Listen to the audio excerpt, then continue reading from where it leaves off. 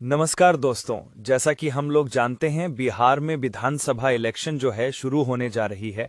ऐसी स्थिति में आप जानते होंगे, चुनाव देने के लिए हमें जो वोटिंग के लिए जो भी सेंटर्स बनाए गए होते हैं वहां पर जाके वोट देने होते हैं। लेकिन इस बार क्या है ना कि इलेक्शन कमीशन ऑफ इंडिया के द्वारा घर बैठे भी वोट देने का जो प्रोविजन है वो किया जा रहा है।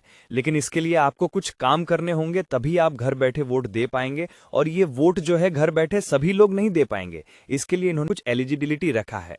विभागीय नोटिफिकेशन आ चुका है। मैं पूरी जानकारी बताऊंगा कि अगर आप चाहते हैं बिहार विधानसभा इलेक्शन 2025 में घर बैठे वोट देना, तो कैसे आप इस काम को कर सकते हैं, कैसे घर बैठे आप वोट दे सकते हैं। वीडियो को इसी बात पे लाइक कर दीजिए और चैनल पर नए हैं तो सब्सक्राइब जरूर कर लीजिए। इस प्रकार की लगातार अपडेट्स आपको आगे भी मिलती रहेंगी। आइए मैं पूरी अपडेट जो है नोटिफिकेशन के अनुसार बताते हैं। सबसे पहला चीज है कि official update election commission of India के द्वारा 16 घंटे पहले ट्वीट करके बताया गया है कि अब मतदान होगा और भी आसान। दिव्यांगजन और सीनियर सिटीजन्स कर सकते हैं घर बैठे मतदान। बस भरें फॉर्म 12D और पाएं होम वोटिंग की सुविधा। मतलब इस सुविधा के लिए आपको ये फॉर्म 12D भरना होगा। अभी जो नोटिफिकेशन देख पा रहे होंगे, यही notification election commission of India ने जारी किया है, जिसमें बताया है कि घर से वोटिंग फैसिलिटी का लाभ कैसे आप उठा पाएंगे वो समझिए। सबसे पहला काम करना होगा कि इसका लाभ उठाने के लिए वोटर्स को चुनाव नोटिफिकेशन के 5 दिन के भीतर फॉर्म 12D भरकर रिटर्निंग ऑफिसर RO को जमा करना होगा। अब कहेंगे ये फॉर्म 12D मिलेगा कहाँ, तो मैं इसका लिंक आपको दूंगा डिस्क्रिप्शन में या टेलीग्राम पर भी दे दूंगा। यही फॉर्म 12D है जो आपको भरकर जमा करने की जरूरत होगी। फॉर्म कहाँ जमा करना है, तो आपको बताया गया है रिटर्निंग ऑफिसर के पास। दूसरा काम बताया गया है कि दिव्यांग वोटर्स को फॉर्म 12D के साथ साथ अपनी डिसेबिलिटी सर्टिफिकेट जमा करना होगा।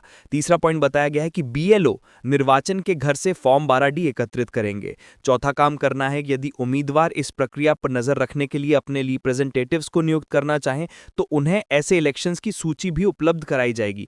मतलब अगर कोई लोग चाह रहे हैं कि हमारे यहाँ कौन कैंडिडेट्स खड़े हुए हैं, उसके लिए अगर आप ऐसी लिस्ट लेना चाहते हैं तो भी आपको इलेक्शन कमीशन के द्वारा इसकी सूची उपलब्ध करवाई जाएगी। इसके बाद बताया गया है कि इसके बाद पोलिंग ऑफिसर सिक्योरिटी पर्सनल की टीम के साथ आपके घर आपका वोट लेने आएंगे। मतलब ये जो भी आपकी वोटिंग के लिए जो लोग आएंगे वो EVM मशीन लेकर, जो इनके ऑफिसर्स होते हैं, सिक्योरिटी स्टाफ होते हैं, आपके घर पर आकर आपसे वोट लेकर चले जाएंगे। इसके अलावा बताया गया है कि वोटर को वोट लेने के लिए आने वाली टीम की सूचना पहले से ही दे दी जाएगी। ये ध्यान रखिएगा कि टीम कितने बजे आएगी, वो जानकारी आपको मिल जाएगी। इतना ही नहीं, ट्रांसपेरेंसी के लिए ये जो भी प्रक्रिया होगी वो सारा रिकॉर्ड किया जाएगा, ये ध्यान रखिएगा। इन्हें SMS के माध्यम से सूचित किया जाएगा कि किन तारीख को होम वोटिंग फैसिलिटी आपको मिलने जा रही है, किस डेट को आपके घर पर आकर होम वोटिंग करवाई जाएगी। तो ये प्रक्रिया होने वाली है, जो कि बहुत अच्छी प्रक्रिया है।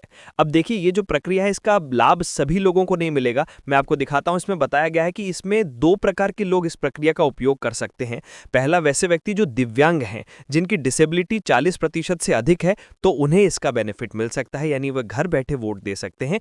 दूसरा, ऐसे सिटीजन्स जिनकी उम्र 85 वर्ष से अधिक है, उन्हें भी होम वोटिंग फैसिलिटी दी जा रही है, आप इसका बेनिफिट ले सकते हैं।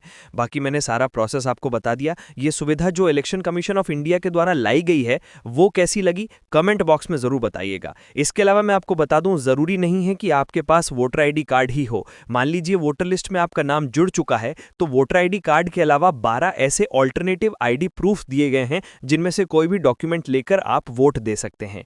तो वोट आपका अधिकार है, इसे छोड़ना नहीं है। वोट आपको जरूर देना है, क्योंकि वोट देने से ही हमारा डेमोक्रेसी मजबूत होती है। आप अपने पसंदीदा कैंडिडेट को चुनते हैं और आपके चुने गए कैंडिडेट से ही राज्य में चीफ मिनिस्टर बनते हैं।